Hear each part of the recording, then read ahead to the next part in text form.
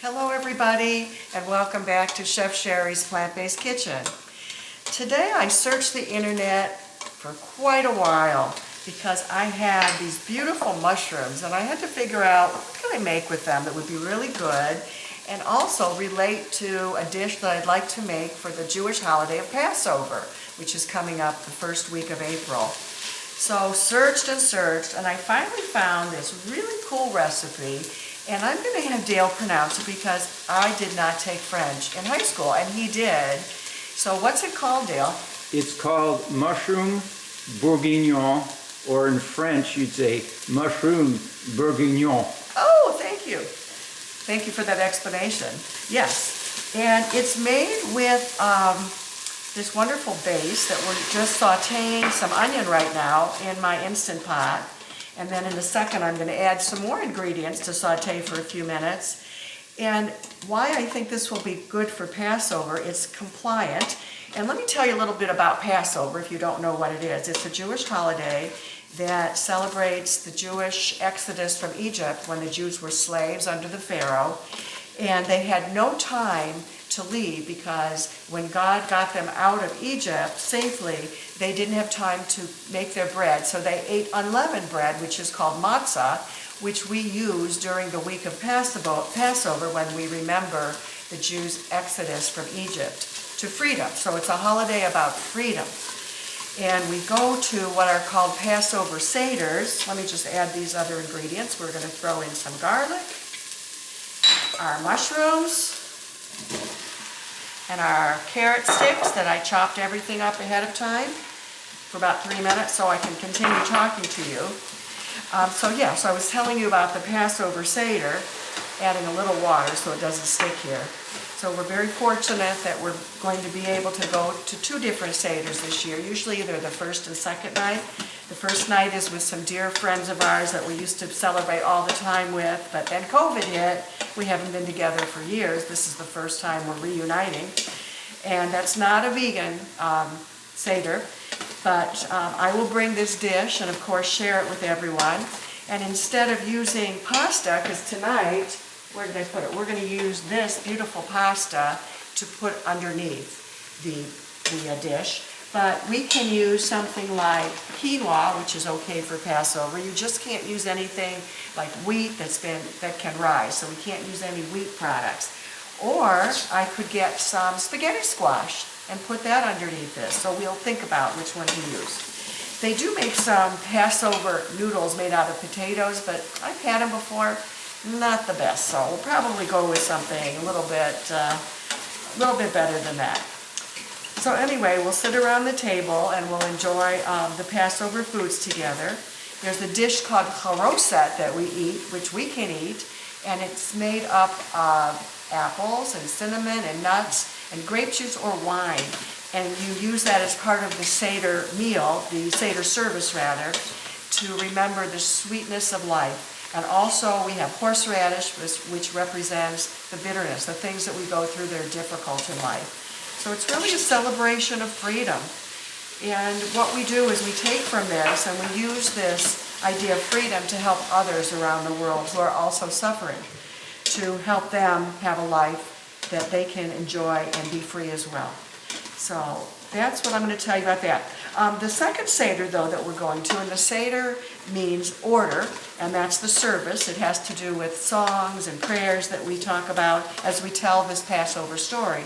Is going to be at my dear friend Michelle Rose's house. Now Michelle is part of the Vegan Volunteer Corps, a very loyal volunteer, and she is having a vegan Passover Seder. So I told her I would find something to make, so this might be the dish, Michelle, you'll see. It also might be a vegan lasagna for Passover made with matzah, which is this, it's like a cracker. I don't know if you've ever seen it. They come in big sheets. You can get whole wheat matzah, so we'll see. I'll see how this comes out. Okay, so we have to saute all this in the Instant Pot for about 3 minutes. I don't think it's been quite 3 minutes, but we'll give it another minute. And then the next thing we're going to do is we're going to add some tomato paste and cook it for another minute. And this is going to be using the slow cook function on the Instant Pot. which means it's like a crock pot that we used to have. You set it and forget it. So I'm going to put everything in here and turn it on for 5 hours to slow cook this, and then I'll turn it off when I come home later this afternoon, and that should be it. So how many minutes do you think I've been stirring this, Dale? Not 3, huh? Looks like about 5, All together? maybe 4. Okay, so let me give this a few more seconds here. The mushrooms are cooking down, carrots are cooking down. Let me see if you can come and take a look at this as I'm cooking it. See how it's all starting to come together nicely? Okay. All right, I'm gonna just give it, let's see, another, let's say 30 seconds, because I like that the onions are all cooked down, the mushrooms are starting to release their juices, so this is all good. All right. Okay, so the next thing I'm going to do, I'm going to add the tomato paste and just cook that for 1 minute. So let's add this in. And again, I'll post this recipe, and let me tell you where I got it from. I want to give this person credit. Her name is Sina, and it's from her site called Vegan Heaven. So I like to try out new people that I have never followed before. You know, I always say, I'm here to test these recipes, so you don't have to. I'm going to find the good ones. And I could tell from the ingredients that I think this is going to be a good one. So let me just, can you see this, Dale? We're going to stir in the tomato paste. You might want to just stay over here for a minute to watch what I'm doing. I want to coat everything with the tomato paste. Hear how the cooking sort of slowed down when I added that tomato paste. Let's get it fully coated. It takes about a minute, I think, to mix it all in like this. Oh yeah, this is smelling beautifully. Okay, we've got that mixed in. The next thing we're going to do is we're going to deglaze this. So we're going to throw in some wine and vegetable broth. Put those 2 things in. And let's just let this cook together. Then we're going to add our herbs. As soon as I mix this all together, I want to get all those onions in. Some of them are trying to stick on the wall here. Oh, you should smell it. That wine gives it quite the good flavor.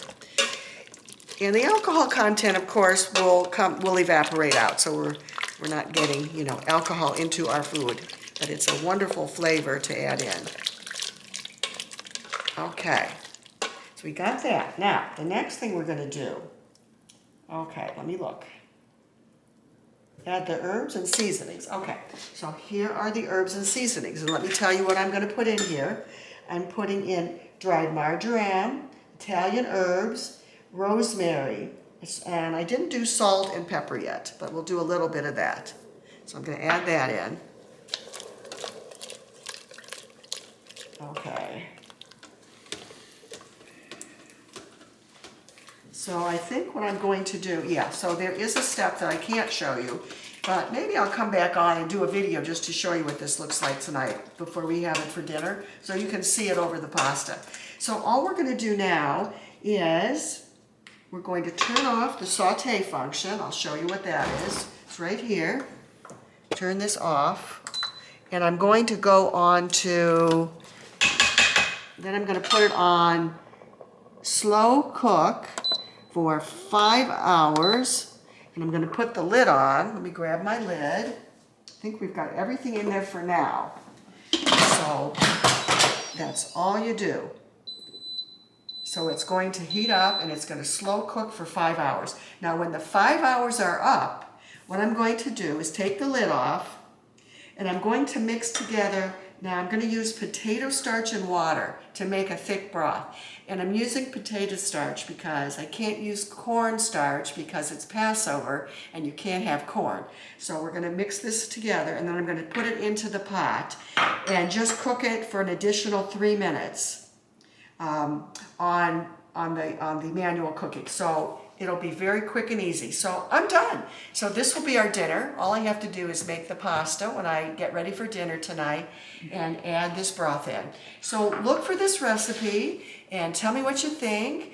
And I'll be back next time, back in Chef Sherry's kitchen. Have a wonderful day, everybody. So long for now.